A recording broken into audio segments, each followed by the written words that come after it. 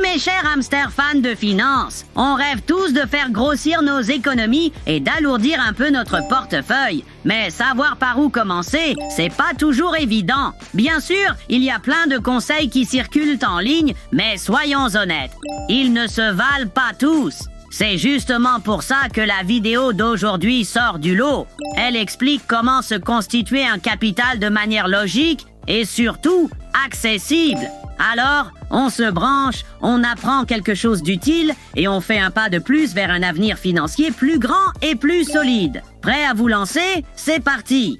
Lorsque tes économies atteignent 3 fois ton revenu annuel, c'est là que tu peux commencer à t'inquiéter du rendement. Donc, si tu gagnes 50 lakhs, tu devrais avoir un crore 500 000 en économie. Et à partir de là, pour chaque roupie de plus que tu épargnes, cherche le placement qui rapporte le plus. Avant ça, pas la peine de te prendre la tête. Même un PPF, c'est très bien. T'as pas besoin de choisir le meilleur fonds commun de placement. Pas besoin de te lancer dans un PMS. Même un fonds moyen qui sous-performe un peu, c'est OK. Ce qui compte, c'est de mettre un peu de côté chaque année et d'augmenter ton épargne régulièrement. Prenons 2 personnes. L'une investit à un taux de 8% par an, l'autre investit à un taux de 12% par an. On pourrait penser que la personne qui investit à 12% aurait toujours plus d'argent. Mais la première personne augmente son SIP de 10%. 100 devient 110, devient 121 et ainsi de suite. Sur une période de 15 ans, la personne A a plus d'argent en valeur absolue. Si tu demandes à la personne B où est passé l'argent supplémentaire, elle ne pourra pas répondre « Oh, je l'ai dépensé ». Augmenter ses 10% chaque année ou 5% chaque année change ta vie. Waouh, ce type semble avoir un master en maths, en croissance économique ou peut-être les deux. Quoi qu'il en soit, son explication a visé juste. Épargner, ce n'est pas juste une bonne habitude, c'est une vraie base pour construire sa richesse. Et même si ce n'est pas une révélation, la façon dont il a expliqué l'impact des taux d'intérêt et de la planification à long terme, ça rend tout beaucoup plus clair.